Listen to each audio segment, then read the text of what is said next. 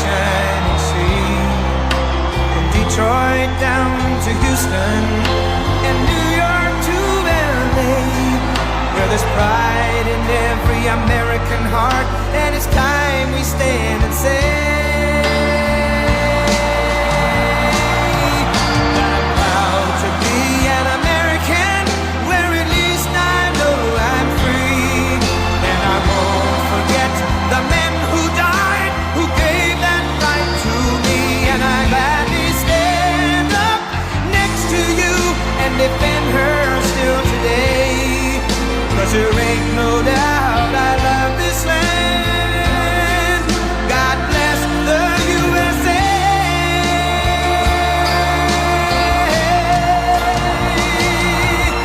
And I'm proud to be an American, where at least I know I'm free. And I won't forget the men who died, who gave that right to me. And I gladly stand up next to you and defend her still today.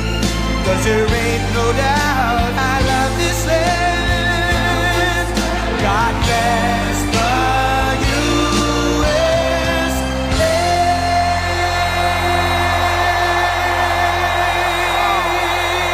Wow.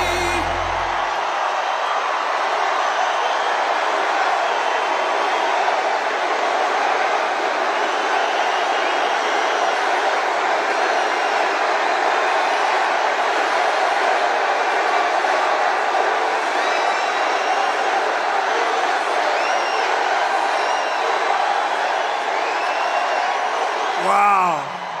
This is a big crowd. This is a big crowd. Thank you very much, everybody. Thank you very much, everybody, and a very big hello to New York and a place called Long Island, which I know very well. And I'm thrilled to be back in the state I love with thousands of proud, patriotic New Yorkers who are really the heart and soul of America. We know that. And the reason I'm here is because it hasn't been done in many decades. It hasn't been done for a long time, but we are going to win New York.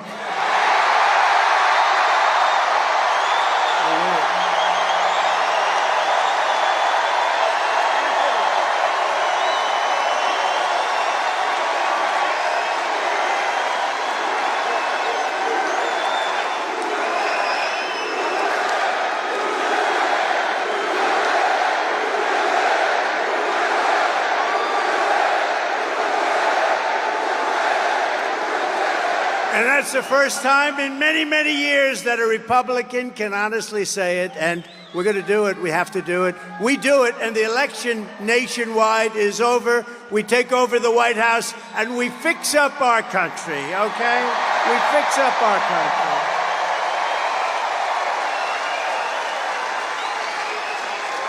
So as you know, 3 days ago, there was yet another assassination attempt on my life. I didn't know I was going to say that.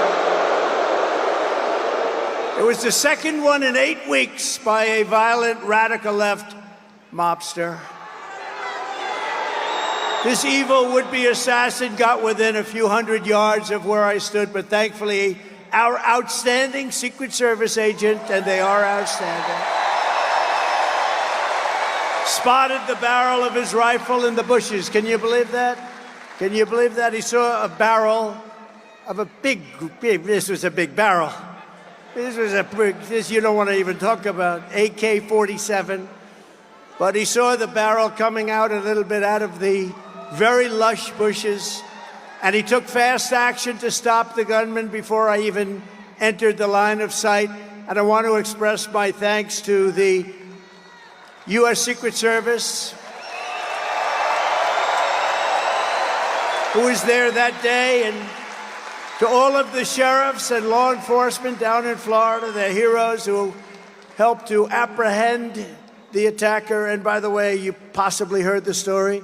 So the secret agent, service agent, pulled out the gun and started shooting. He said, a barrel. He didn't talk like a lot of people. They talk. How are you, sir? What would you like to talk about? Would you like to talk about the weather? No, he pulled out the gun and he started shooting at him. And the villain... No, but think of this.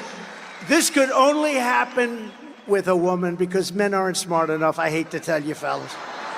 So he dropped his gun. His car was a block away, and he started running because they had him. And he was running. And a woman driving a car innocently said, he looks like a bad person to me. He looks very suspicious. And she followed him and pulled up to the back of the car and started taking pictures of his license plate. Can you believe that? And she took the pictures of his license plate, perfect, beautiful pictures like a professional photographer, and sent them to the sheriff and said, I just looked at a man, there was something strange going on. Who the hell would do that, right? Only a woman, only a woman. Right. Now, I asked the sheriff today, I said, so, Sheriff, if you had 1,000 events, how many people would have done that? Man or woman, how many people would have done that? Followed him, taken pictures of the license plate and also the type of truck that he was driving. He said, maybe none. So she's a hero. I got to meet her. And because of that, they were then able to catch him in a very speedy drive down the various highways in Florida, but they got him, and they got him fast. But I think it's incredible. So the agent and that wonderful woman, and with all of my heart, I thank you all for your incredible valor. What you've done is incredible. What the people of our country and law enforcement does in this country is incredible.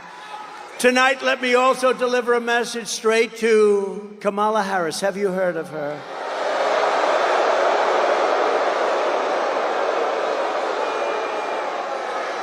Who, by the way, was just rated by far the most liberal senator in the U.S. Senate, more so even further left than Bernie Sanders and Pocahontas. Pocahontas. She's more so. Elizabeth Warren, she's more left than Bernie Sanders or Elizabeth Warren. Let me also deliver a message straight to Kamala Harris, the radical left Democrat politicians, and the fake news media. Look how many are there.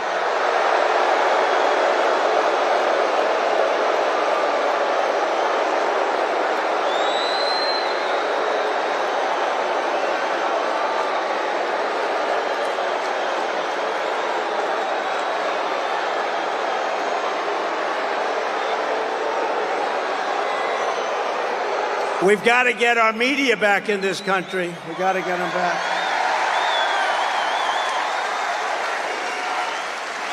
But the message is it's time to stop the lies, stop the hoaxes, stop the smears, stop the lawfare and the fake lawsuits against me, and stop claiming your opponents will turn America into a dictatorship. Give me a break. Because the fact is that I'm not a threat to democracy, they are.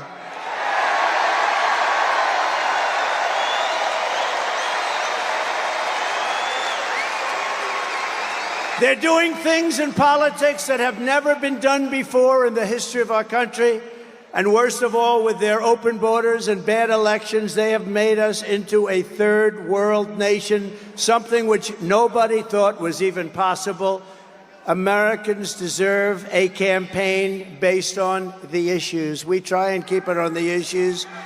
And God has now spared my life. It must have been God. Thank you.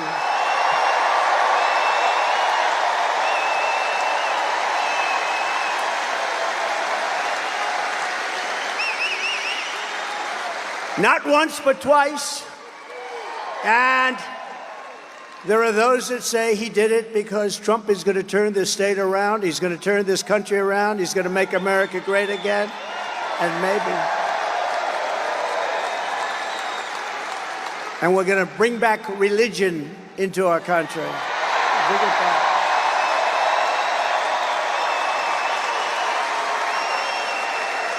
These encounters with death have not broken my will. They have really given me a much bigger and stronger mission. They've only hardened my resolve to use my time on earth to make America great again, for all Americans to put America first. Going to put America first. Earlier today, I was honored to receive the endorsement of the rank and file membership of the Teamsters. I love the Teamsters. They delivered all that concrete for those buildings I built in New York. They delivered the big, heavy, most beautiful trucks you've ever seen. They delivered the concrete in all those buildings I built in New York.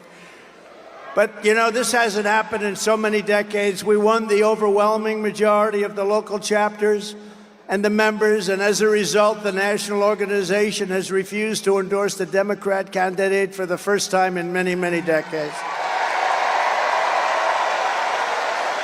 And I also want to thank Teamsters President Sean O'Brien, an amazing man, and all of the incredible rank-and-file Teamsters across the country, because this was a surprise. It's automatic. They endorse the Democrats, automatic for many, many decades. But you know what? They said, they looked at her, they said, we're not going there, I'm sorry. These are tough people. And together we will secure our borders, we will protect our workers, we will defend our jobs, we will rebuild our country with American skill and American pride and American labor. Right?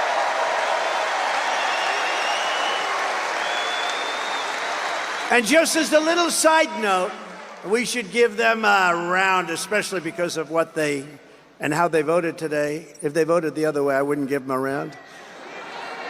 But the Teamsters built out this beautiful stadium for tonight's event. Thank you, Teamsters. Thank you. They did a great job.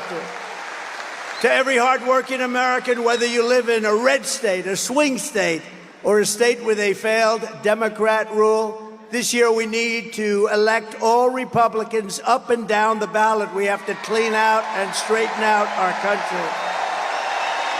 With your vote, we are going to rescue our country. We are going to rescue our Democrat-run states. We are going to start by saving the great state of New York. Is that good?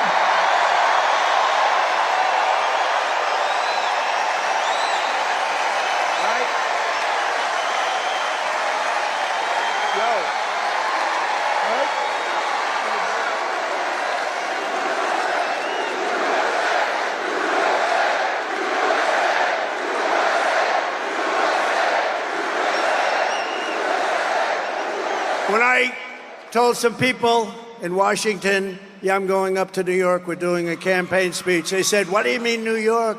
You can't ever, nobody can win, Republicans can't win. I said, I can win New York and we can win New York. We're going to win New York. And if you vote for me, I'm going to reduce your taxes, reduce your crime, and reduce your levels of stress, because you have a lot of stress. The only thing that I will increase are your incomes, and your love for your state will come roaring back again. Throughout American history, from generation to generation, New York has always set the standard for American life, and they have. It's been a high standard, too. Our cities were the center of business, arts, culture, our streets, ports, waterways, and they were the arteries of American commerce. They were absolute arteries. And our towns like Uniondale, Levittown, Hicksville, Huntington, these were great, great towns where you grew up and you loved and you stayed. But look at what has happened to New York and the other states, all run by radical left Democrats, every single one of them. Our heavy industries have exported overseas, and our middle class has been eviscerated, right here at home, been eviscerated. Housing costs are out of control. Inflation has cost a typical family $28,000. Think of it, in less than 4 years, $28,000. And we filthy encampments. We have horrible, disgusting, dangerous, filthy encampments of junkies and homeless people living in places that our children used to play Little League baseball, which they don't get to play very much anymore, do they? Over the past 3 years in New York City, there has been a 29% increase in robbery, a 36% increase in felony assault, a 42% increase in grand larceny, a 75% increase in carjackings. Did you buy a nice car lately? Well, 200 police officers leave the NYPD, New York's finest. I always say, I knew it well. New York's finest. They leave every single month, 200 people a month. Incredible people. They're incredible people. The trains and subways are squalid and unsafe. The median of our highway, all those medians, they spend all that money, they're falling down, they're rotting.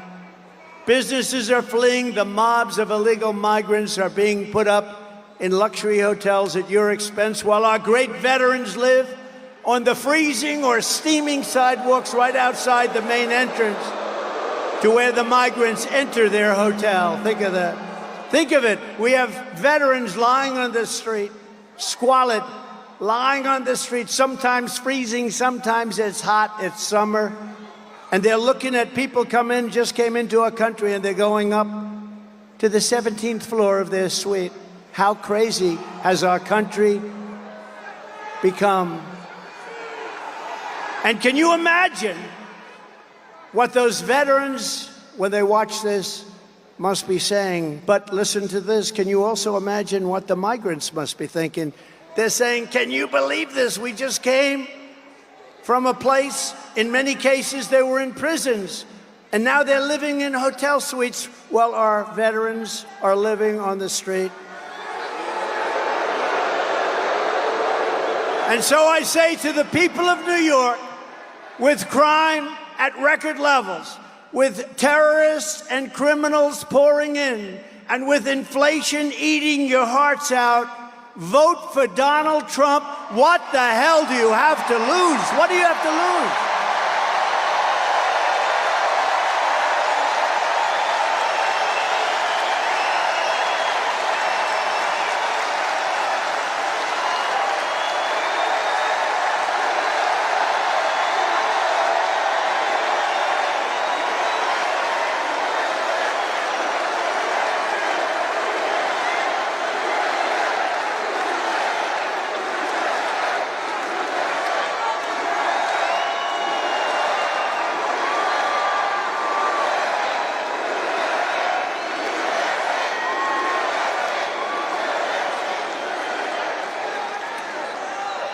What do you have to lose? Think of it. What the hell do you have to lose? You know, some of you remember that was a phrase that I used for our black population years ago in 2016. I said, with the worst housing conditions, the worst education, the worst this, the worst that, the most crime. I went through 12 different things, and it wasn't in the sheets. And I'm saying, boy, that's really terrible. And I said, and I was at like 2%, not too good. And I said to the black population gathered in front of me, vote for Trump. What the hell do you have to lose? I said that, same thing. And you know what happened? I got eviscerated when I went backstage. But I'm not like Biden where he takes, I fight back with my people. Remember, we still signed the check. They said, sir, that's a terrible thing to have said. I said, when you said, what the hell do you have to lose? It's terrible, it's demeaning, it's horrible. I said, but it's true. You know what happened? The next day, I picked up 10 points with the black population. And now, because of all we've done, we're at the highest level of black support in the history of the Republican Party.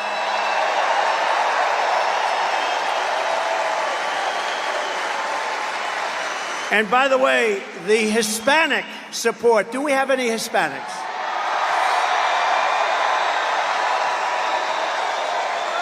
The Hispanic support is off the charts, and they don't know what the hell to do about it. It's off the charts. And we just had some great polling come out. I think the most accurate poll over the last 8 or 9 years was Rasmussen. They just came out with a poll that we're 5 up. We're 5 up. 5 up. We should be 35 up, to be honest with you. But, you know, some people can't break an old habit. That's really what it is. So I say to you, vote for Trump, and I will turn it around very quickly. With 4 more years of Kamala Harris, New York State will be like a third world nation if it isn't already. It is. I think it is. With Trump, the Empire State will once again be the envy of the entire world. We will have no crime, only success. And unlike your current radical Democrat regime, I'm not driven by partisan ideology. I'm driven by results, and I'm driven by New York common sense. It's common sense, right? Right? It's common sense. You know, I like to say the party, this is a great party. I like to say the party is really, you know, we're conservative and all that, right? Who knows? You know what we are? We're really people with common sense. We need walls. We need good elections. We want low taxes. We want great police officers that are well taken care of. We don't want to defund the police. We're the party of common sense more than anything else, and it's picked up a lot of steam. It's true. My first week back in the Oval Office, I will clean up and call up your governor and mayors all across your state, and I will tell them it's time to work together. They're largely Democrats. It's time to work together for the good of the people. Going to do it. And despite all of the persecution I've endured from the corrupt judicial system in New York, it's a corrupt system. I love the people of this state, and I want to give back. I want to give back to you. I've had a great life. I want to give back to you. We're going to give it back to you. We're going to make this city and we're going to make this state incredible again. Together, we will rebuild our roads, bridges, highways, and airports. They're falling apart. They're falling down. We will renovate New York subway. Oh, that's beautiful. I used to go to school in the subway. Can you believe it? I mean, I like to say it's not so long ago, but it probably is. What do you think, Bruce? I guess it is. But my parents would drop me off at a subway, and I'd go to Union Turnpike, or I'd go to wherever I... They had no fear that I was going to be disappearing. They would take me to a subway, put me on and say, bye, darling, bye. If you do that today, you have about a 75% chance that you'll never see your child again. What the hell has happened here? What has happened? We will renovate the New York subway so that the greatest city in the world finally has, again, the greatest transit system anywhere in the world. You have the basics. We have to clean it. We have to take care of it. We have to give it a little love. And we have to get the criminals the hell out of there. We will once again support our incredible police officers, New York's finest. A lot of them.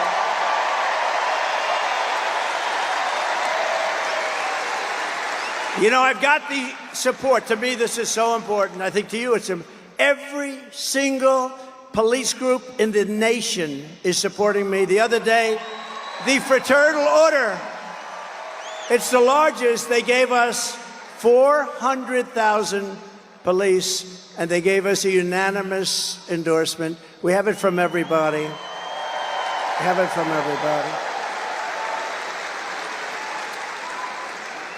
We will work with the mayors and the governor to rebuild your defunded and depleted police forces, including New York's finest and NYPD. Look, I know so much about, I love New York's finest.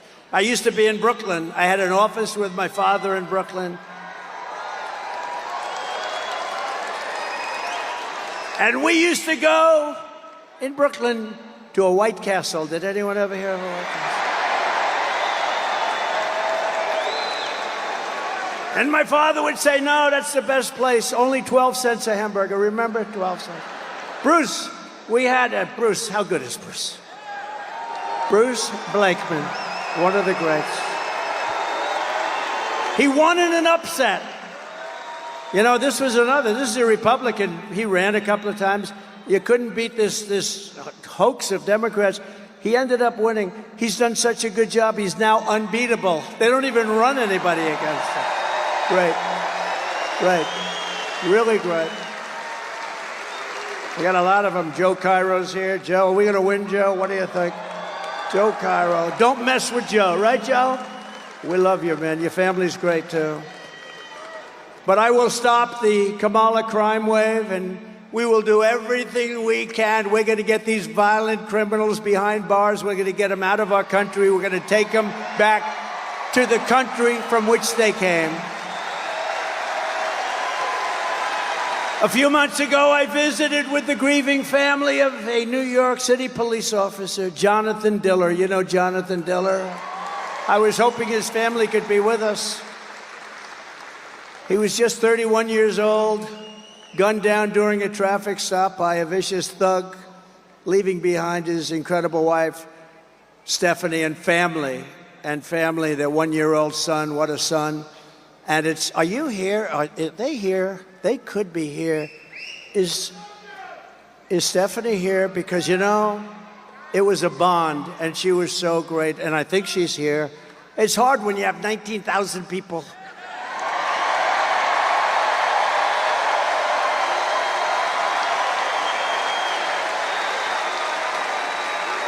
And Stephanie, unlike a lot of my friends, doesn't want adulation. Honestly, what she wants more than she wants her husband back. That's what she wants. She doesn't want adulation. I have other friends. You'd find them. I have other friends. If you said their name, they'd be jumping up. Here I am. Here I am. Stephanie doesn't want that. What a great family. What a great family, and what a great guy he was. The criminal charge was savagely murdering Officer Diller, was previously arrested by the NYPD 21 times, right? 21 times, Bruce. And the accomplice driving the car had been arrested 14 times, but he was actually much worse. He was more vicious. 14 times, but he was actually far more vicious. This is the kind of story we hear every single day under radical Democrat policies like cashless bail, cashless bail. You kill somebody, and you're out on the streets in 2 hours. Cashless bail has been a disaster for our country. Kamala Harris wanted it no matter where she went. She boasted about being the leader of the movement of cashless bail, just like she led the effort to defund the police. You know, she was the leader of the effort to defund the police, and now she's running for president. But a little while ago, like everything else, no fracking, no this, no, she changed her mind. Now she says she likes the police. She can't say love, but she says like. She's made a lot of progress, but you know the first thing that would happen is she will go to defunding the police, if that's even possible to think about. But when I get back into the Oval Office, the madness ends and the law and order is going to return to our country.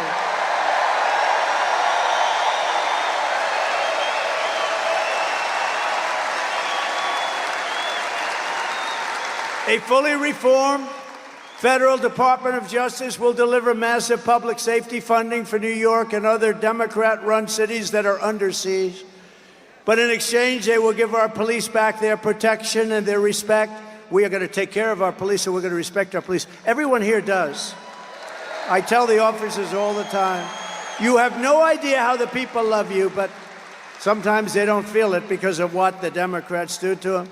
They will end deadly sanctuary city policies, they will terminate cashless bail, and they will return to proven policing methods like we had under Mayor Rudy Giuliani that made New York City the safest big city in America.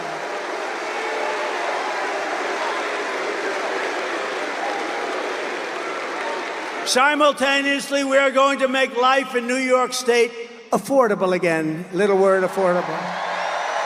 A vote for Kamala Harris is a vote for 4 more years of job losses. Look at what's happening. Businesses that are fleeing, money draining out of your state, and hundreds of thousands of illegal migrants sucking your public resources dry. You know, I've always heard for 20 years, I've heard that New York City has no money, and yet they're going to spend $3 billion on illegal migrants, and they're not getting it from the federal government.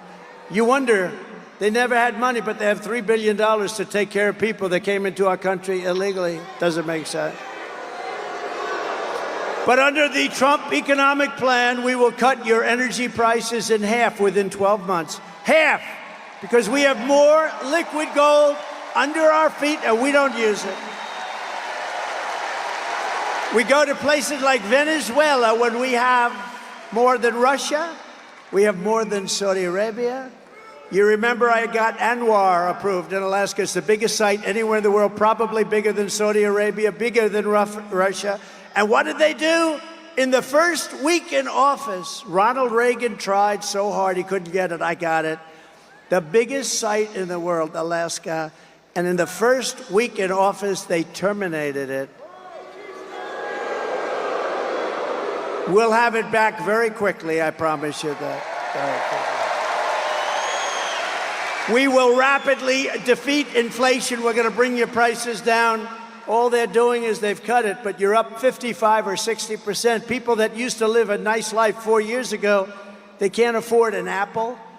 A woman, they showed a picture of a woman the other day. I said, boy, that's sad. That should never happen to her. She went to the counter, the cashier. She had 3 apples. And when she was standing with the cashier, she realized she didn't have enough money for one of the apples, and she took the apple, brought it back, and she bought 2 apples. That shouldn't be happening in our country. That shouldn't be happening in our country. We will cut interest rates, cut insurance costs, and insurance is horrible. And massively, we will cut your taxes again. I gave you the largest tax cut in the history of our country.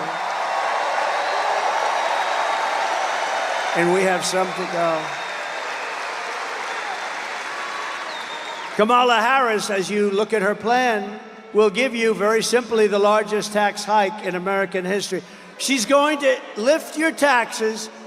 This is the only person I've ever seen, and Biden too. They announced that they're going to raise your taxes, and it's supposed to be good politically. I don't think so. I don't know.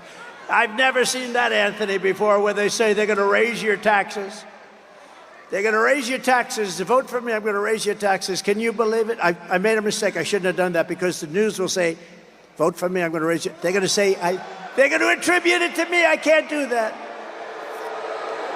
I told our great First Lady I will not be sarcastic anymore. When you joke or when you're sarcastic, the fake news will take a story like that. I'll say, I never said I was going to raise your taxes. Yes. Vote for me, I'll raise your taxes. Kiddingly, kiddingly, kiddingly. These people are the worst.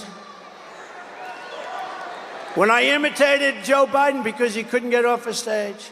So I'd imitate him because he couldn't find the stairs and look around. He finished the speech, the speech would last maybe 3 minutes, maybe a little less than that. And then he'd want to get off the stage, and it'd always go like this. But you remember, we're not running against him, we're running against somebody who's actually much worse. Ready? And he'd go like this. And then he'd walk in a different direction. It was the weirdest thing. And Secret Service did a great job. They'd come up in the stage and they'd pull him out. Like today, we have 4 or 5 stairs. You always have 4, 5, 6 stairs. The more it's government-owned, the more stairs you have. But you always have a lot. So I said to our great First Lady, who can draw a crowd? Did you watch me tonight on television, First Lady? People love our First Lady, I'll tell you.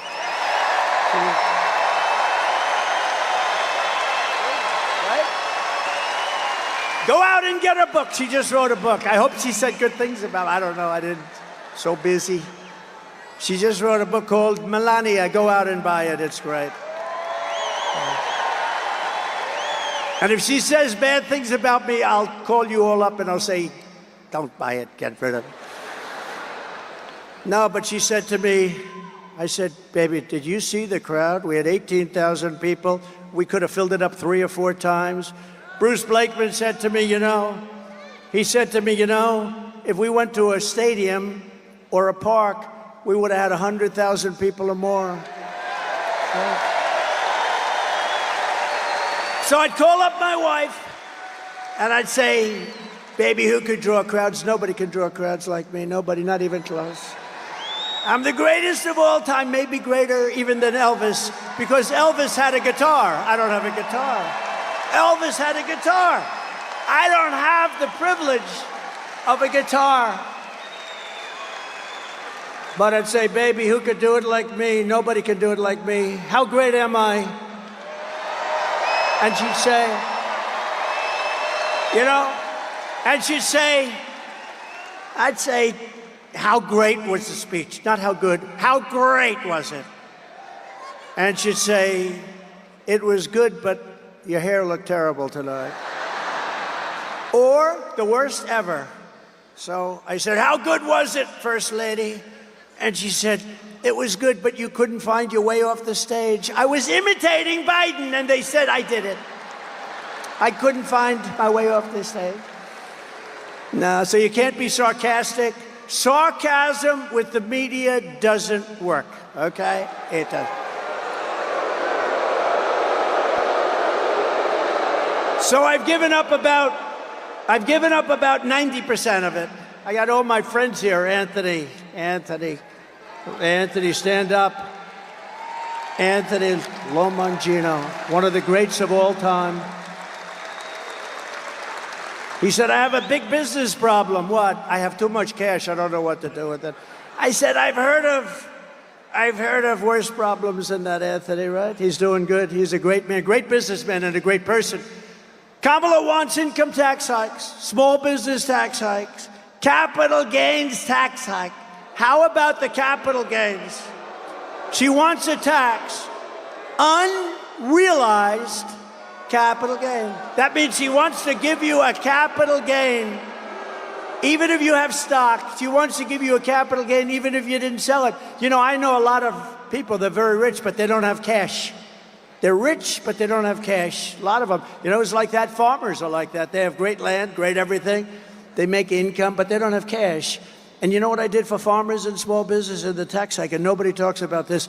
I got rid of the estate tax, so that, or the death tax, as they would call it, so that when you die and you pass it on to your children who you love, if you don't love your children, then it's not going to do you any good. And there are those. Does anybody in this incredible arena, they did a nice job, by the way, fixing it. I remember the old one.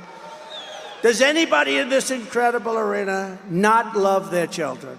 Who in the arena is rich and will not leave their money to their kids? Because if that's the case, then what they did for you doesn't mean anything. Do I have any hands?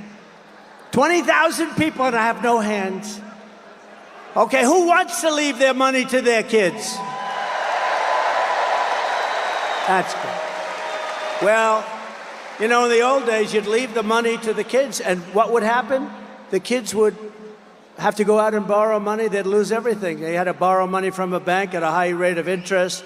Now they don't have to do that anymore. Now you can leave your farm, you can leave your small business to your kids, but Kamala wants to end that. She wants to end it. She wants to raise your tax to a level that nobody's ever heard of before, and it's crazy. We will go in to a I thought this was a wise guy coming up. This guy, I thought, I'm getting ready. I'm going like this. You know, I got a little bit of a yip problem here, right? That was amazing. I was all ready to start duking it out. I felt like my man in the front row here. Stand up, will you please? This is the toughest man. You know him? Do you all know? I'm going to introduce you later so you can sit. He's the toughest guy. If somebody walked on the stage, he wouldn't be afraid. He would already be attacking the poor guy. Yeah, that was interesting, wasn't it? It's the first time that's ever happened, I think. Is he new to the game? I think so. By contrast, I will cut taxes for families, small businesses, and workers, including restoring the SALT deduction, saving thousands of dollars for residents of New York, Pennsylvania, New Jersey, and other high-cost states. Going to restore SALT. Jobs and factories will pour back into New York. I know how to do it better than anybody's ever known how to do it, and we can do it so easily. Wages will soar, the cost of living will fall, and I will deliver the greatest economy in the history of the world to our country, and one of the greatest economies in the history of New York State.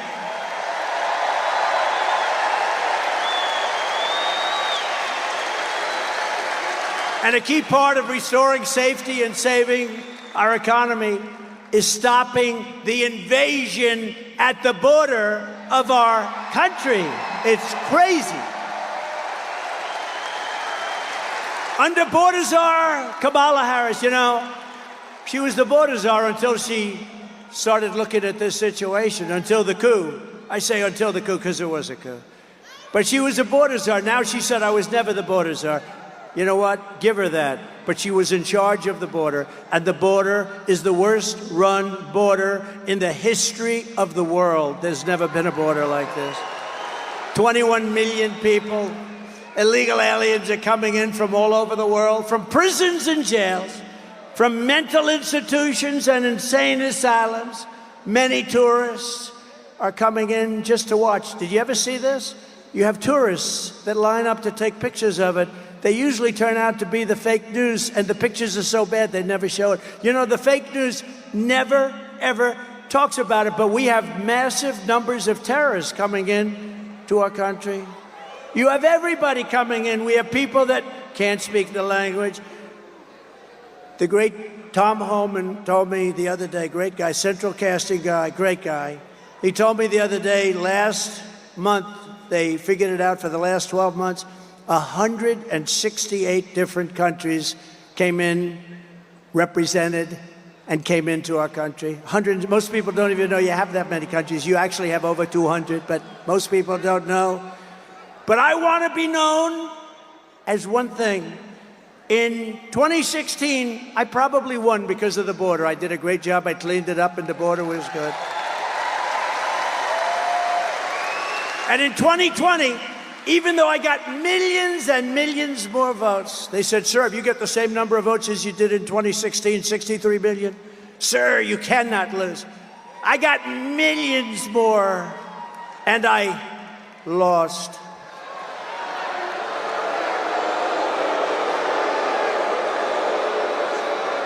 But you know what? We're going to have the greatest win in history when we pull this one off. It's going to be legendary. But in 2020, my people would say, sir, it doesn't help for you to speak about the border. Nobody cares. I said, I want to speak about the border. I did a great job. Sir, nobody cares. It's true. I talk about the border. Nobody cared. But now they care. Because now the border is 25 times worse than it was in 2016. Now the border is not even believable what's happening. And I want to be known as your border president. I'm going to be known as your border president.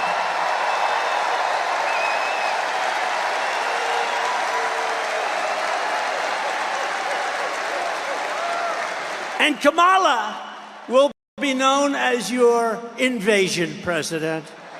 Just let them all come in. Let them all come in. Now, we got to save our country. Our country's going down. If you look at what's happening with the Venezuelans taking over, I mean, they're taking over large pieces of real estate in Colorado, and you have a Democrat governor who's petrified of them. He's afraid. I've never seen anything like it, and he doesn't want to talk about it. They've taken over your buildings and your land. You got to do something about it. That wouldn't happen with Bruce Blakeman, I can tell you right now.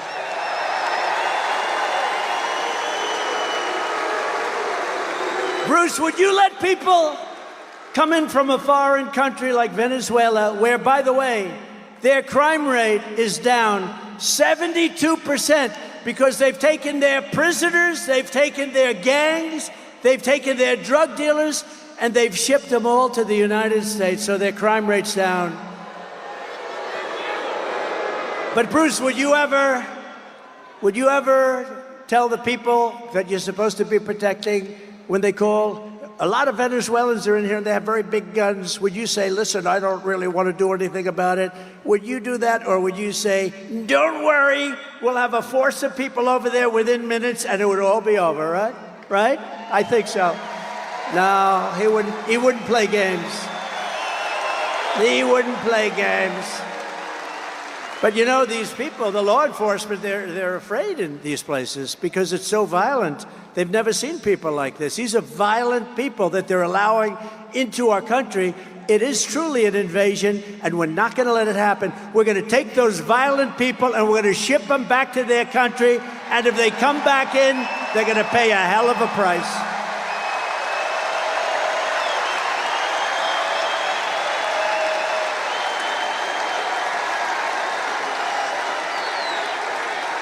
Thank you. We have no choice. We have no choice. It's not like, you know, this is not sustainable by any country. This is not sustainable.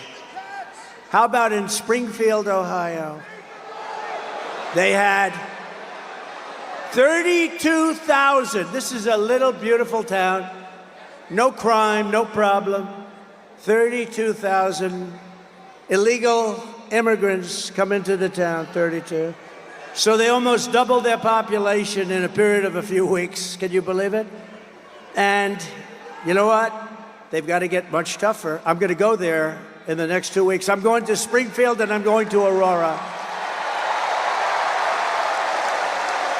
You may never see me again, but that's okay. Got to do what I got to do. Whatever happened to Trump? Well, he never got out of Springfield. I'm leading in Ohio by like 15 points, a lot. And we're going to take care of Ohio, and we're going to take care of Colorado, and we're going to take care of every single state in the union. They're all under siege. A lot of people don't talk about. But think of this. So the mayor of Springfield, and I think he's a very nice person, but instead of saying we're getting them all out, we're getting them out, he says very simply, we're hiring teachers to teach them English. Can you believe it? We are hiring interpreters, so when they go to school and take the place of our children in school, we have an interpreter. Each one will have a private interpreter. What the hell is wrong with our country? No. We're getting them out of our country. They came in illegally. They're destroying our country. We're getting them out.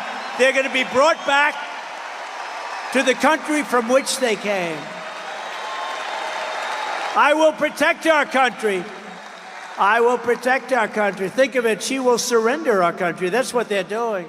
They still refuse to acknowledge that these people have to be taken out. And you start with the stone cold killers, the murderers, the drug dealers. You get them out, and you tell them if they ever come back, big trouble. But let me tell you what you really do.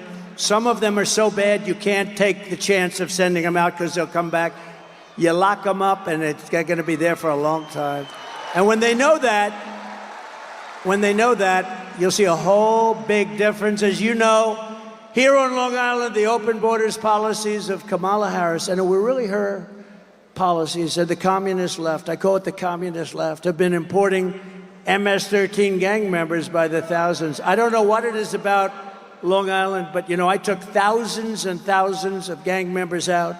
Do you remember the story? Remember, I came into the presidency, and MS-13 was on my mind because I saw that in Long Island, two beautiful young girls were walking to school. They were 16 years old, and an MS-13 gang of deviants grabbed the girls and sliced them up into pieces, not with guns. They didn't want guns. They killed the two girls. They sliced them into little pieces, and I never forgot that. And then I found out that things like that are happening all over, wherever they are. MS-13, the worst gang anywhere. The only thing good about that is they make our gangs look like very nice people, I want to tell you. These are the worst people. They're animals. And Nancy Pelosi said, you shouldn't call people animals. That's not appropriate. They're animals. That's the philosophy. And I said, I got to the White House, and I said, they have a lot in Ohio, a lot in every state. And I said, I want MS-13 out of here. They come from various places, a little bit south of Mexico. They come from Mexico, too. And I said, what I want you to do is I want to bring them out. And a general said, sir, I'm sorry, sir. The countries will not, under any circumstances, allow us to bring them back in. They don't want them anymore, sir. I said, how long has this been going on? Many years during the Barack Hussein Obama. Has anyone ever heard of him? Many years, sir, under the Barack Hussein Obama administration. It's been going on for years, so they won't take them. You know what they do? They would take Honduras, okay? Think of it. They would take planes, and they would put them on the runways. They would put the planes, El Salvador, or different countries, some of the roughest gangs, they put big commercial aircraft. So when a plane is going to fly in with 200 or 300 MS-13 killers, you couldn't land the plane. They said, sir, we can't get them back. All of the bus routes are blocked. We can't get the buses in. And when they know a plane is coming, they put planes on the runway. Sir, we won't be able to do it. I said, I think you will. How much money do we pay them for? Economic development of the dictator's house. How much money do we pay them, General? I'll get back to you, sir. He comes back the next day. Sir, we pay them $750 million a year. It's a lot. Let me tell you, it's peanuts compared to some of the money that we pay, but it's a lot of money. I said, inform these countries that under no circumstances are they getting any money anymore. They're not getting any money. They are delinquent. They're not allowing us to bring back people that they forced into our country through caravans. So they informed them, and the next day I get to the Oval Office nice and early, and I get calls from 3 particular countries separately. Sir, there seems to be a problem or a misunderstanding. I said, yeah, there is a misunderstanding. You're not taking your MS-13 people that you sent into our country. You're not taking them back. And I'm going to not give any money to your country forever. You're never getting 10 cents. And in all cases, they said something to the effect, sir, it is so bad that I didn't know about this. I wish I would have known about it. We would love to take MS-13 back into our country. We love them very much. We will take them back, sir. And that day, that afternoon, we started bringing them out of our country by the thousands and thousands and thousands.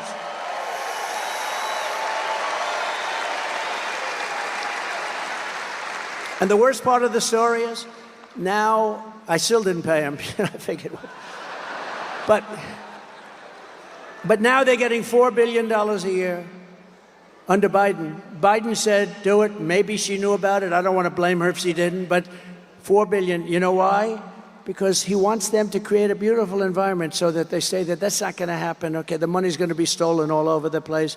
So instead of $750, it's now at $4 billion. An estimated 75% of arrests in Midtown Manhattan and over 60% of arrests in Queens are now illegal aliens. Congratulations. Congratulations. And you know this. In Queens a few months ago, an illegal alien released by Kamala Harris, she was in charge of the border, approached 2 13-year-old children with a machete in broad daylight, forced them into the woods, tied them together by the wrists and raped them, injured them terribly, very badly. You know about it. In the Bronx, another illegal alien that Kamala Harris set loose into our country approached a 36-year-old woman while pretending to ask for directions. Ma'am, he said, I'd like directions to someplace. Before he wrapped his arms around her throat, pinned her down on a park bench, and raped her all night and beat the hell out of her. And you know what she said? She said, he didn't rape me, he tried to kill me. That was her expression when the police came. And on Coney Island, a place I know well, just weeks ago, 2 migrants, Kamala let in, raped a 46-year-old woman with a knife to her throat. She was badly, badly beaten, probably going to live. For every New Yorker being terrorized by this wave of migrant crime, and I've been talking about migrant crime for 5 years, I said, if you let them in, it's going to be hell. They are vicious, violent criminals that are being let into our country. They're people that their countries who are very smart, they don't want them. That's why all over the world, a lot of people coming from jails out of the Congo in Africa. Where do you come from? The Congo. Where in the Congo? We come from jail. What did you do? We will not tell you. They're coming from the Congo. They're coming from Africa. They're coming from the Middle East. They're coming from all over the world. Asia. A lot of it coming from Asia. And what's happening to our country is we're just destroying the fabric of life in our country, and we're not going to take it any longer. And you got to get rid of these people. Give me a shot. You will have a safe New York within 3 months. 3 months.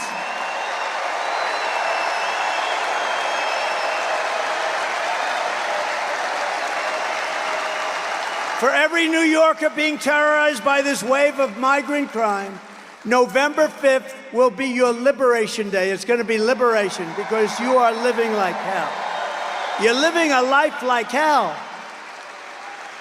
I will launch a special task force of elite federal law enforcement people, many of whom I already know, that are tough, and charge them with crushing the MS-13 remnants. You know, the problem is I got them out, and now they come back in. They just walk back in like there's nothing to it.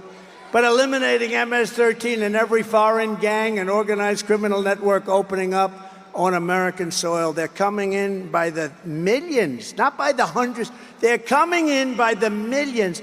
Think of it. Probably 21 million people. That's probably a low number. We can do all of this and more, but patriotic New Yorkers must get your asses out to vote. Gotta get up. Gotta get up. Harry, get up, Harry. Harry, get your fat ass out of the couch. You're gonna vote for Trump today, Harry. Get up, Harry. Come on, let's go. Let's go, Harry.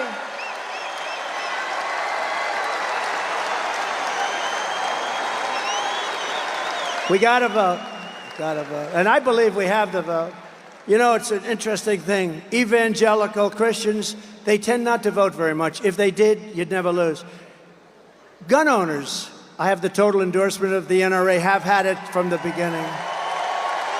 Gun owners don't vote, meaning they don't vote in a proportion that they should. Very small numbers vote. It's probably rebellion, who knows what it is. The gun owners have to get out and vote. Evangelicals, Christians have to get out and vote. People have to get out. There are some groups that don't vote like they should, and we're going to win. We're pleased to be joined tonight by members of Congress that are really terrific, that are warriors, really warriors. And one of them in particular, I love what she did to that woman at Harvard. Oh, that was not pretty. Elise Stefanik. Where is Elise? Where is she? Where is she? She is so great. Where the hell is she? Thank you, Elise. Boy, she was great. Mark Molinaro. Great. Nick LaLota. Nick. Thank you, Nick. Great job. He's doing a good job. Here's another one doing a good job. I gave him a big endorsement, Anthony D'Esposito. He's doing a great job. Thank you, Anthony. Salt. Salt, Anthony. Remember, fellas, salt. Brandon Williams, doing great. Thank you, Brandon. Thank you very much. Nick Langworthy, terrific guy. Claudia Tenney. Where's Claudia? Where's Claudia? She's been amazing. Congressional candidates, Mike LePetri. Where's Mike? Thank you, Mike. Good. I heard you leading big. And Allison Esposito. She's a tough one. Allison, thank you. Thank you very much. It's tough, you know, when you have this many people. I'm looking around. Where's one person? Thank you very much, Allison. Beautiful. Senate candidate Mike Sapriacone. Mike Sapriacone. Come on, Mike. Where's Mike? You got to win, Mike. We got to win that one, Mike. You can do that. You can do that. A former senator and a friend of mine for a long time, and we had disputes every once in a while, but generally I would say it was a 10 relationship, and he was a tough cookie, Senator Al D'Amato. Right? Good man. A good man. A great lawyer and congressman, and he helped me a lot during impeachment hoax number 1 and impeachment hoax number 2. They were hoaxes. Congressman Lee Zeldin.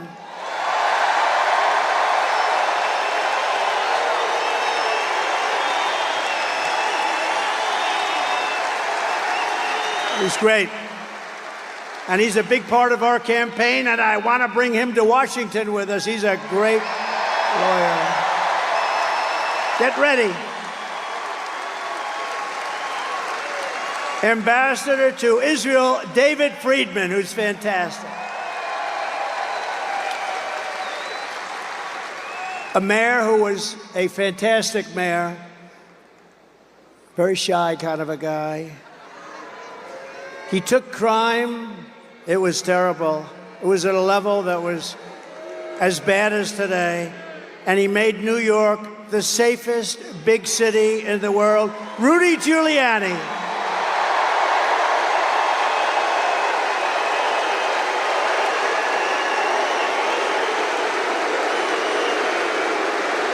Boy, Rudy, isn't that great? And his son, who happens to be a great golfer. A lot of people say, oh, how's Andrew? Not that good. Let me tell you, he's seriously good. Andrew Giuliani. Thank you, Andrew. Thank you, Andrew. Did a good job. And a very beautiful little boy who went through hell. But I brought him some presents. That's why I was late for you today. I brought him presents. I said, Liam, do you think the crowd of 20,000 plus a lot of people outside, you know, we put up big televisions on the back of the building, but that's not like being here. It's wonderful. Hello out there. I hope you're enjoying it. Big, big, beautiful screens. We have big screens. Not quite like being in the third row, first row. But Liam LaCastro is here, and he is a great young man. He's gone through a lot, but he's going to be better soon. Right, Liam? And I got him the most beautiful presents.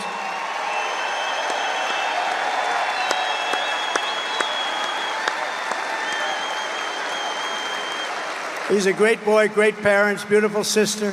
Also with us are members of New York City Firefighters Union, Local 94, the largest in the city. Thank you, fellas. Incredible people. And in their honor, and I think this is a big deal, because in your honor, I am announcing tonight that as president, I will officially make the Ground Zero site at the World Trade Center a national monument, protected and maintained by the United States government, so that hallowed ground and the memory of those who perished there will be preserved for all time, preserved forever.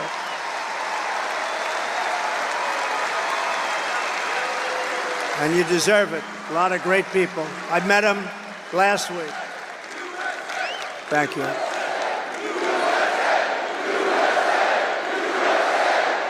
Thank you.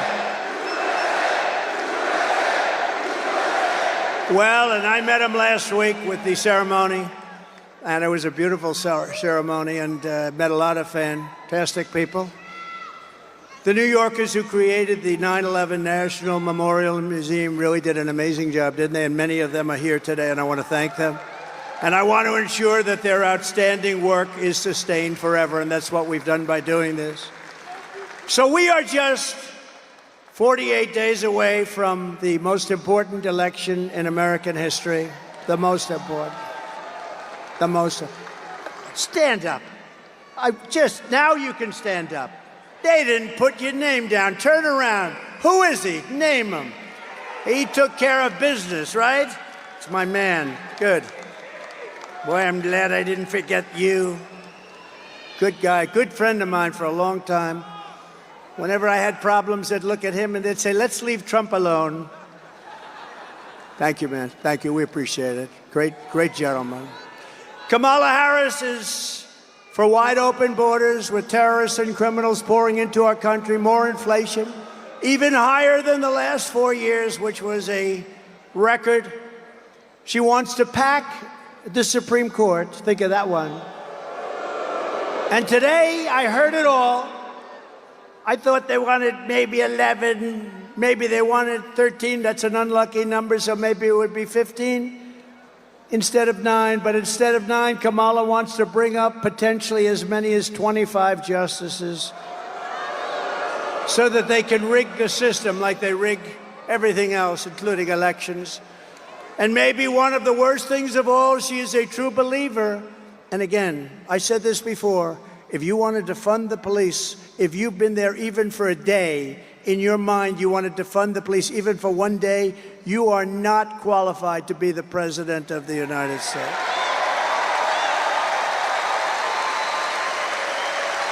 Because anybody who wants to defund the police, we can't have it. We can't have it. It'll go down. It'll go down. We're not going to let our country fail. It's too great. And you know what? If we don't win this election, it's very possible we'll never have another chance. We have to do it. You have to get out. You have to vote. But Kamala vowed to abolish ICE. She supports free health care for illegal aliens. How about that one? You don't get free health care. These are all things that she was for years. Now, for the last little while, she's saying, no, I don't really think that was right anymore. 15 different things. She wants mass amnesty and citizenship for all illegals, which means totally bankrupting Social Security and Medicare. She wants to put illegal aliens into your Social Security and your Medicare system, which guarantees their bankruptcy.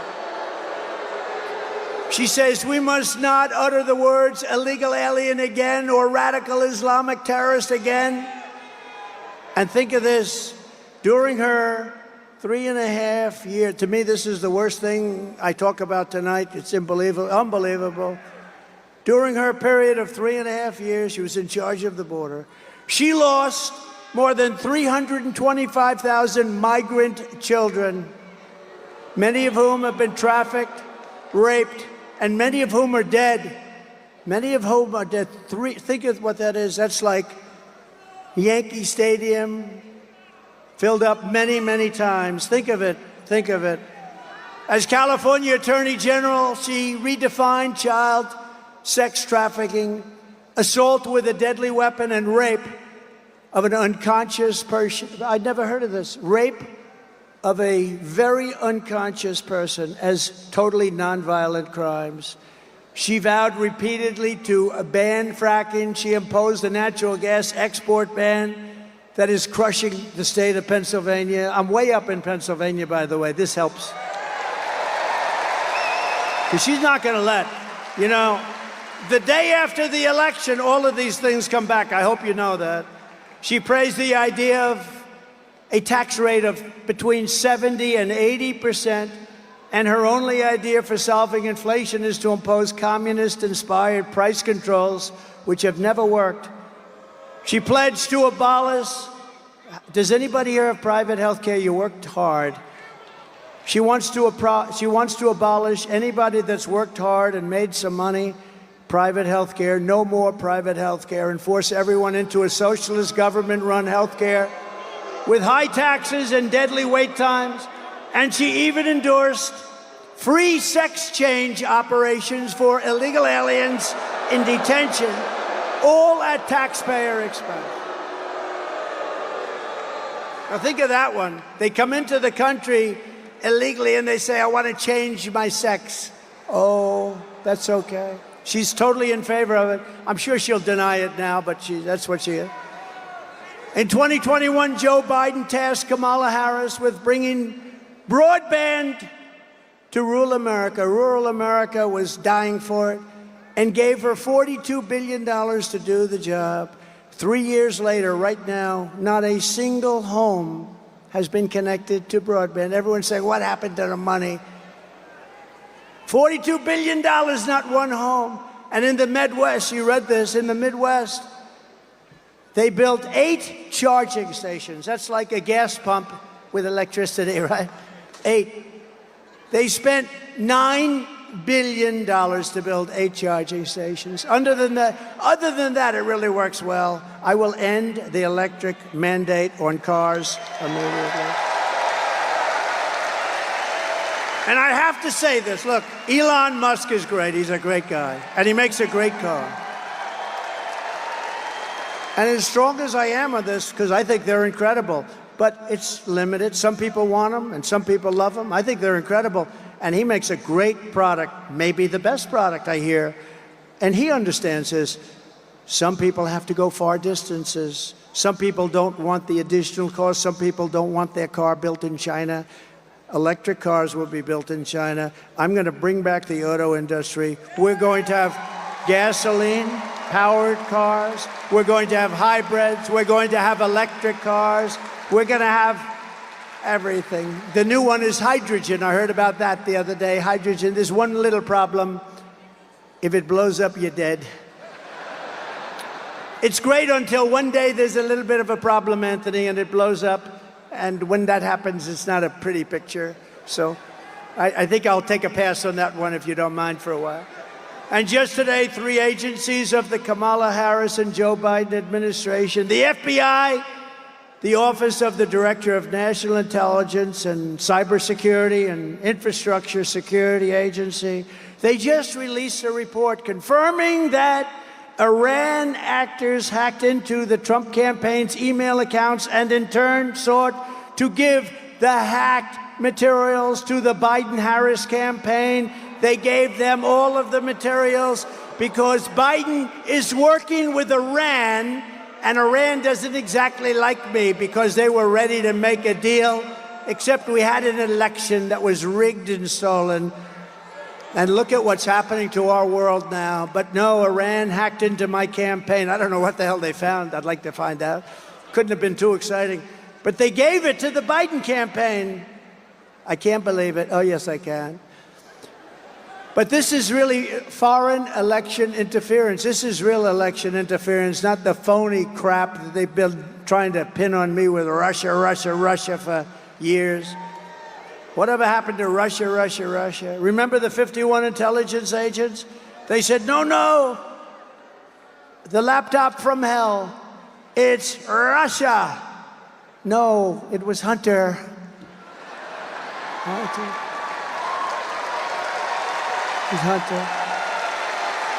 Remember that? We had to go 2.5 years, and then they finally said, all right, the Mueller, remember Mueller? He said, in millions of phone calls, Trump didn't make one to Russia. They went through every phone call I made. Can you imagine? In millions of calls, not one call to me. And a lot of people apologize for that, but not enough people apologize. They wasted time and money. They spent hundreds of millions of dollars going after me, and they got nothing. They got nothing. But we cannot allow this insanity to continue anymore. That's why less than 2 months from now, we are going to tell Kamala that we've had enough.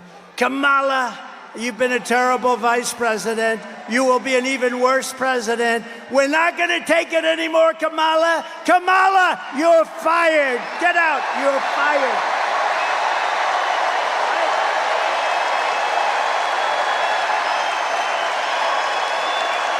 We're not going to take it anymore, Kamala.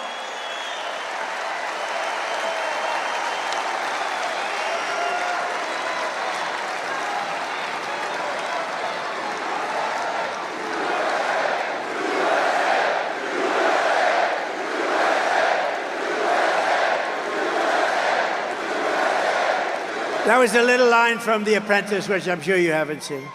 What a great show. Was The Apprentice good or what?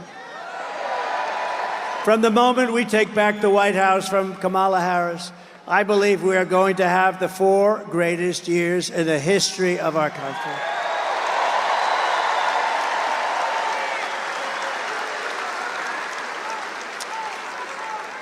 Starting on day 1, I will seal the border and stop the migrant invasion, an invasion like no country has ever seen before. We will stop it immediately. We will carry out the largest deportation operation of criminals in American history. We're getting them out of our country. We will make America the dominant energy producer in the world by far. We have more than anybody else. And we have more. Think of it, we have more than Saudi Arabia. We have more than anybody else, especially when you add Anwar in Alaska, which we will reinstitute immediately. We're going to use it along with growth. We are going to grow to start paying down our debt. We have $35 trillion in national debt. We were all set to do it. And then we got hit by COVID. We had to focus on that. And then we gave back. You know, I got great marks on the military. We took out ISIS, wiped out ISIS 100%. We did it in 4 weeks. It was supposed to take 4 years, 5 years.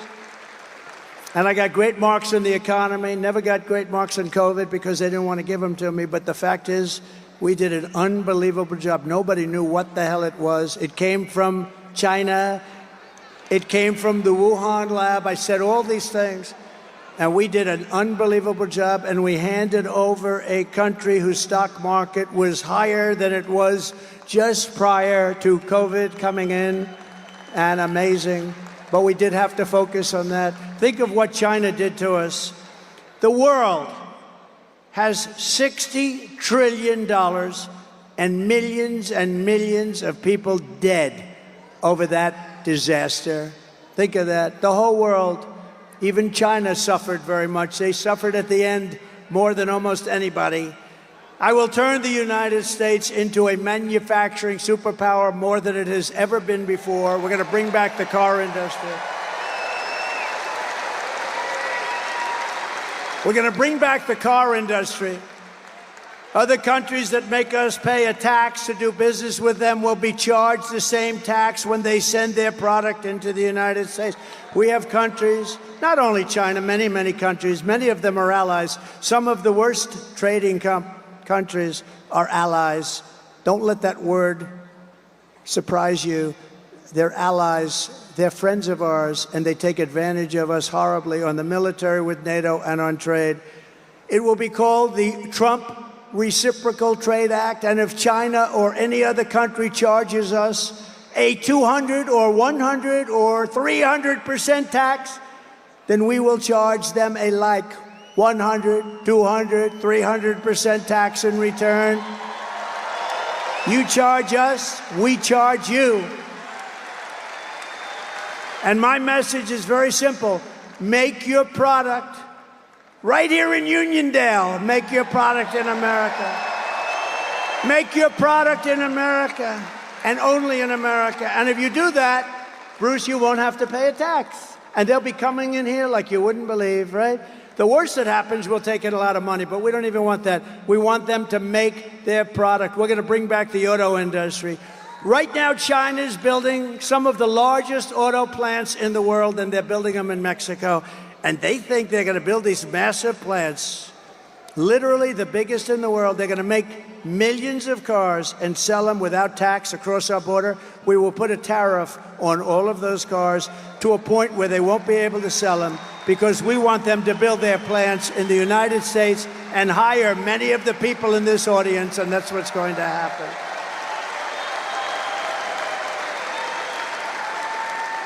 And we also have something that's basic, but wow, people said, you're really smart. Where the hell did you think of this one? No tax on tips. So if you're a waitress, a caddy, a driver, but maybe better, no tax on overtime.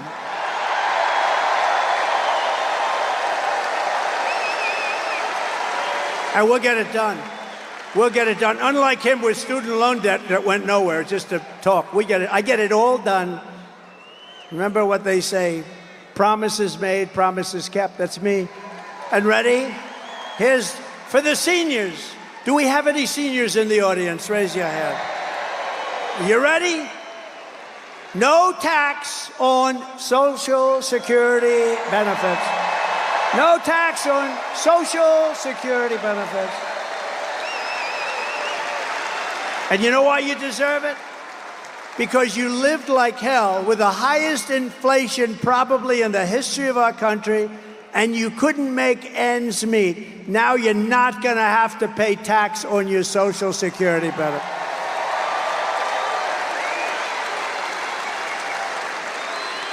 And I will always protect Social Security and Medicare, and they won't. They're going to destroy it. They're putting the migrants all over the place, including there. And while working Americans catch up, we're going to put a temporary cap on credit card interest rates. We're going to cap it at around 10%. We can't let them make 25 and 30%. We will terminate the Green New Scam and spend trillions of dollars. We're going to take the Green New Scam, one of the greatest scams in the history of our country.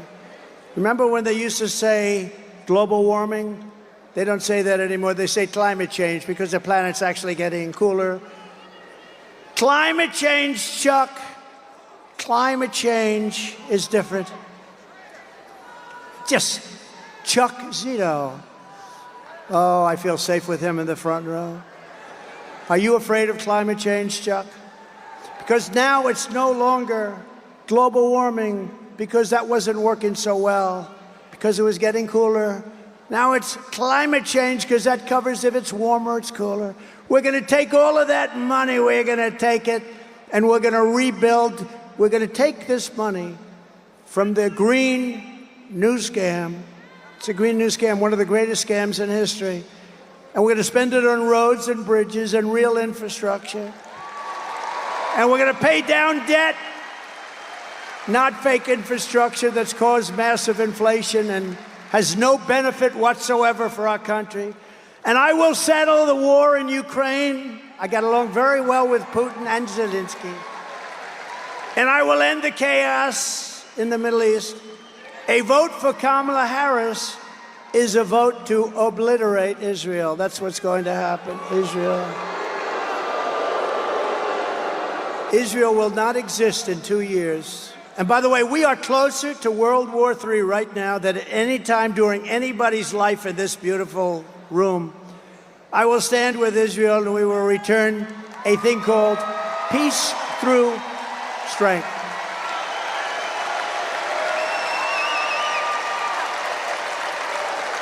And we're going to get it settled. We're going to get it done. We're going to get it done. We're not going to have war in the Middle East. We're not going to have war with Russia and Ukraine. You know, when I was there, we didn't have any war other than ISIS. I finished them off. We knocked out al-Baghdadi, the founder of ISIS. Think of that. We knocked them off. It was supposed to take 4 to 5 years. I did it in 4 weeks. General Raisin Cain, what's your name?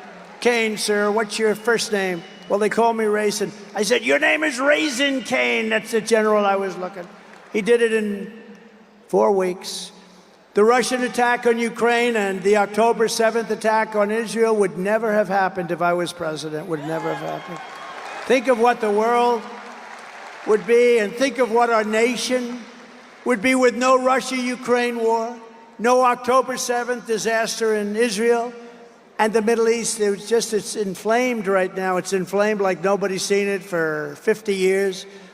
No inflation and energy dominance. That's what it would have, energy dominance. We'd have no inflation. We wouldn't have either the Middle East or the Russia, Ukraine. What a different world it would be, wouldn't it be? We can't let them cheat on elections anymore. We can't let it happen. We will rebuild our cities, including Washington, D.C., making them safe, clean, and beautiful again. Right now, we have a capital that when you go down there, you have a damn good chance of being hurt, mugged, something. And we will keep the U.S. dollar as the world's reserve currency. We're losing that, but I'll keep it. I'll keep it. China wants to take it over, and if that happened to us, that would be like losing a war. That would be the biggest thing. That would make us a third world country.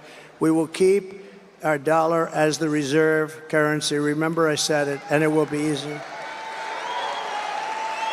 It'll be easy. But this is how we will end the era of inflation, mayhem, misery under Kamala and Crooked Joe, and unleash safety, prosperity, and peace for Americans of every race, religion, color, and creed. That's what we're going to do. Together, we will deliver low taxes, low regulations, low energy costs, low interest rates, low inflation, so that everyone can afford groceries, a car, and a home. Very simple. Right?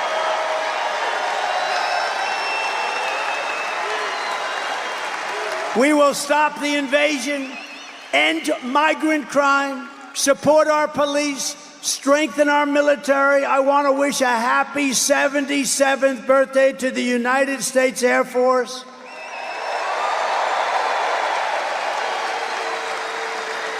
And if you remember, I created Space Force, which was the last since Air Force, which will soon be 5 years old. Space Force has turned out to be very important. We will build a missile defense shield around our country, keep critical race theory and transgender insanity out of our schools, and we will keep men out of women's sports.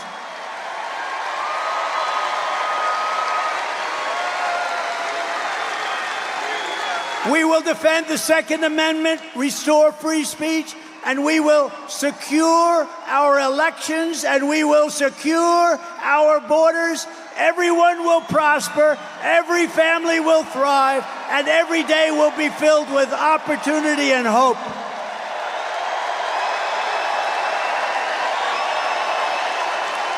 But for that to happen, we must defeat Kamala Harris and the crooked Democrats, and we must stop her country-destroying liberal agenda once and for all. So get everyone you know and vote. We want a landslide that is very simply too big to rig. Too big to rig. Right, Bruce? Too big to rig. Joe, too big to rig. Too big to rig, Joe. I think we can do that, too. On November 5th, we will save our economy. We will rescue our middle class. We will reclaim our sovereignty and restore our borders. We will put America first, and we will take back our country, because together we will make America powerful again, make America wealthy again, make America healthy again, make America strong again, make America proud again, make America safe again, make America free again, and we will make America great again. Thank you very much. We love New York. Love New York. Thank you. God bless you all. Nice seeing you.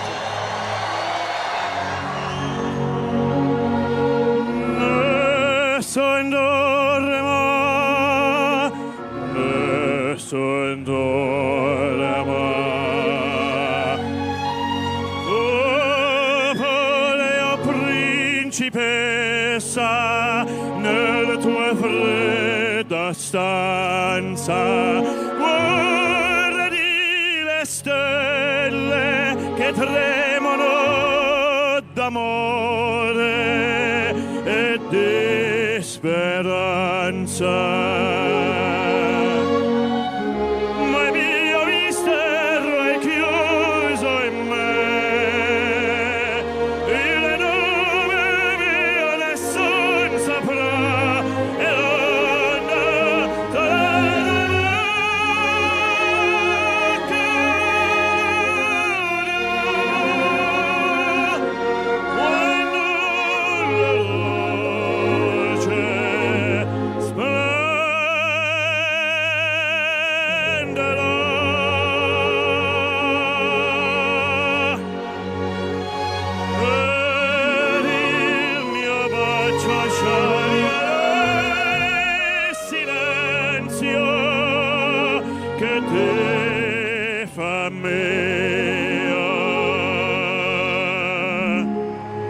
Ladies and gentlemen, let's hear it for President Donald J. Trump!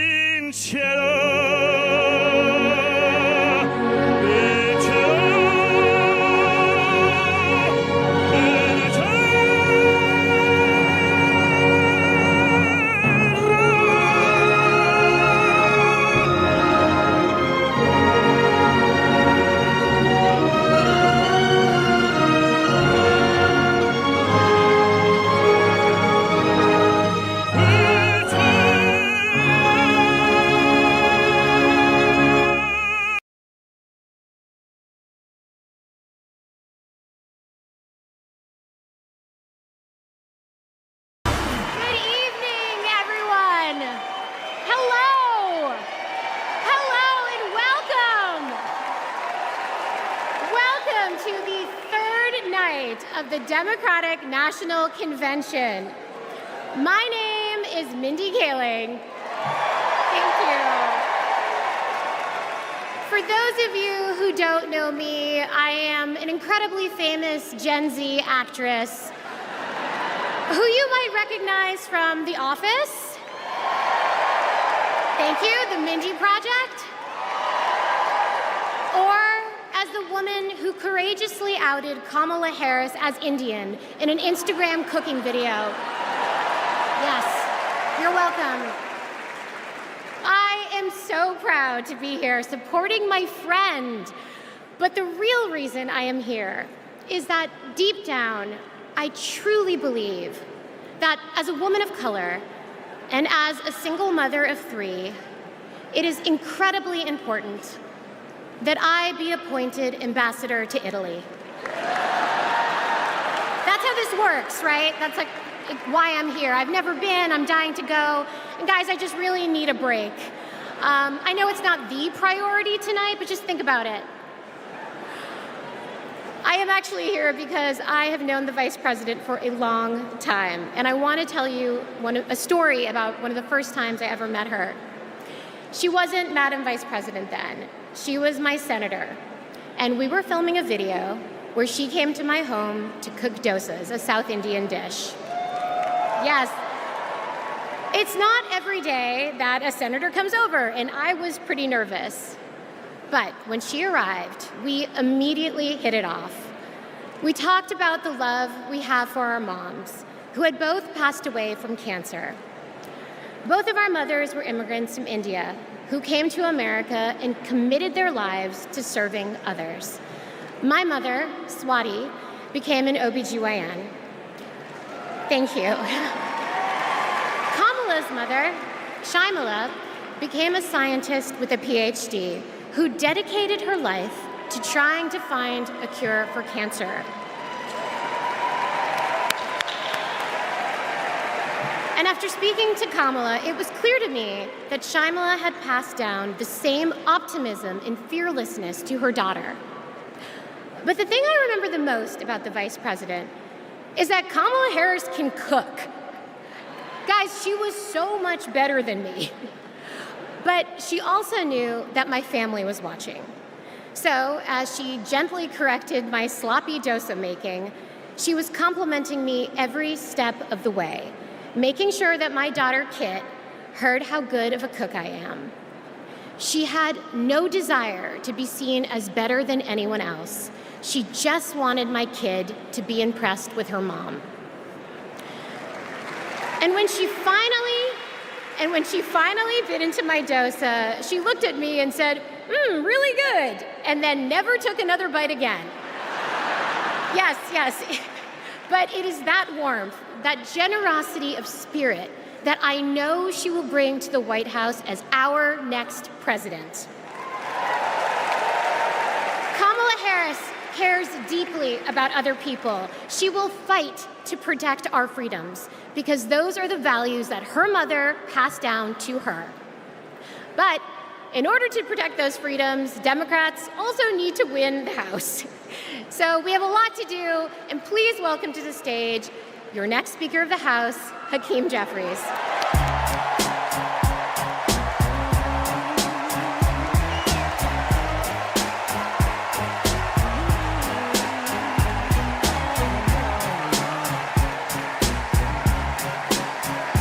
Good evening, Democrats. It's a high honor and a distinct privilege as a Brooklynite, New Yorker, and as an American to stand before you today and unequivocally express my support for Kamala Harris and Tim Walz to be the next President and Vice President of the United States of America.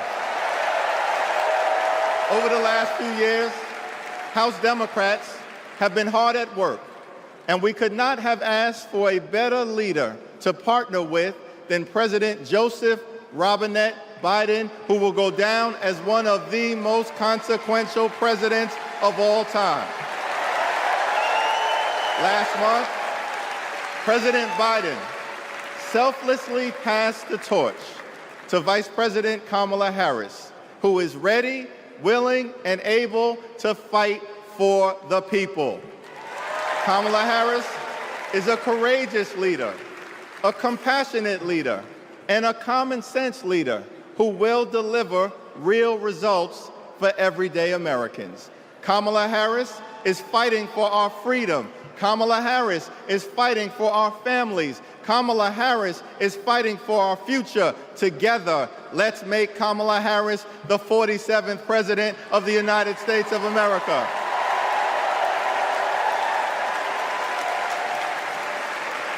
In our great country, when you work hard and play by the rules, you deserve to earn a living wage. You deserve to have an affordable place to call home. You deserve to educate your children in a great public school that is free from gun violence. And you deserve high-quality, affordable health care, and you deserve the chance to one day retire with grace and with dignity. But for far too many people in our great country, they are struggling to live paycheck to paycheck. And as a result, the American dream is out of reach. Here's the thing. Extreme MAGA Republicans don't care about everyday Americans. They only care about themselves. Our approach, led by Kamala Harris and Coach Walz, is very different. We care about you, the American people. And we will fight hard to make sure that the American dream is alive and well in every single community. Now, the road ahead will not be easy, which brings me to you-know-who. Donald Trump is like an old boyfriend who you broke up with, but he just won't go away. He has spent the last 4 years spinning the block, trying to get back into a relationship with the American people. Bro, we broke up with you for a reason.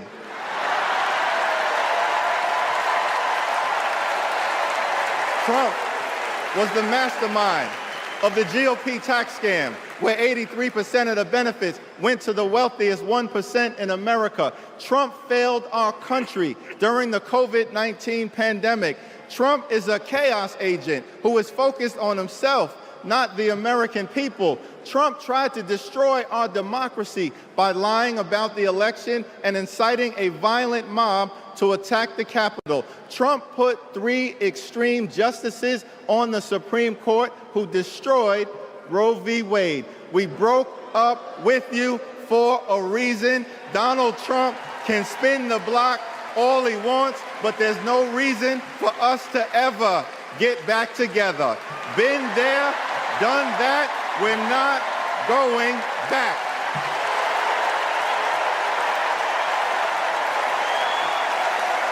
Kamala Harris and House Democrats will always put people over politics. Kamala Harris and House Democrats will lower costs and grow the middle class. Kamala Harris and House Democrats will fix our broken immigration system and secure the border. Kamala Harris and House Democrats will strengthen the relationship between the police and the community. Kamala Harris and House Democrats will continue to combat the climate crisis with the fierce urgency of now. Kamala Harris and House Democrats will protect Social Security, protect Medicare, protect Medicaid, protect the Affordable Care Act, protect working families, protect small businesses, protect the middle class, protect free enterprise, protect our children, protect our seniors, protect our veterans, protect our unions, protect our dreamers, and always protect a woman's freedom to make her own reproductive health care decisions.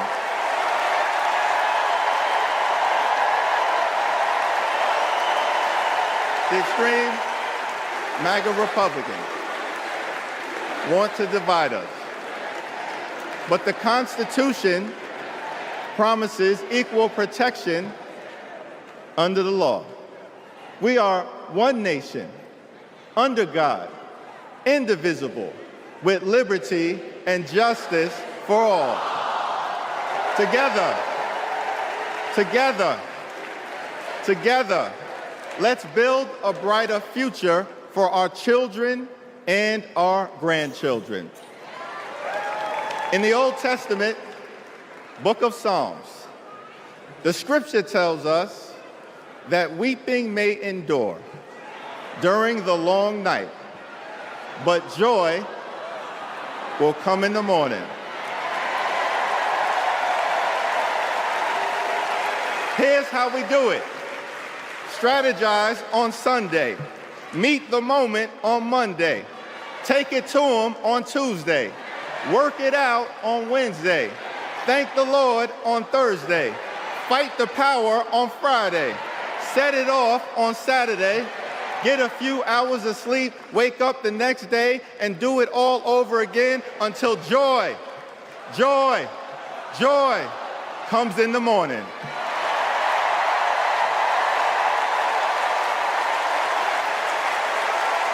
Now there's only 76 days left. There are only 76 days left. We must continue to speak up. We must continue to show up.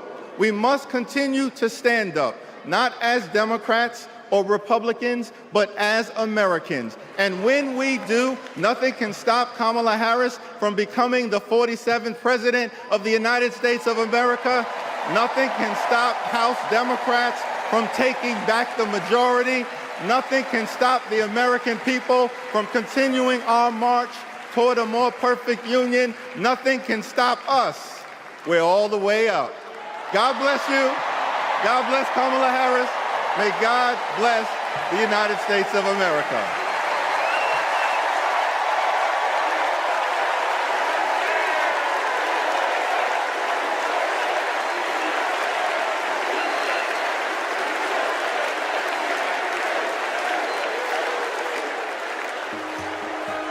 You want to go outside today? Yeah. Want to go put your shoes on? Yes. Let's go outside. Ruby is 2 years old. I'm starting to think, will she be an iron worker like her dad? I hate to break it to you, but I'm not a billionaire. Donald Trump talked a big game about bringing jobs back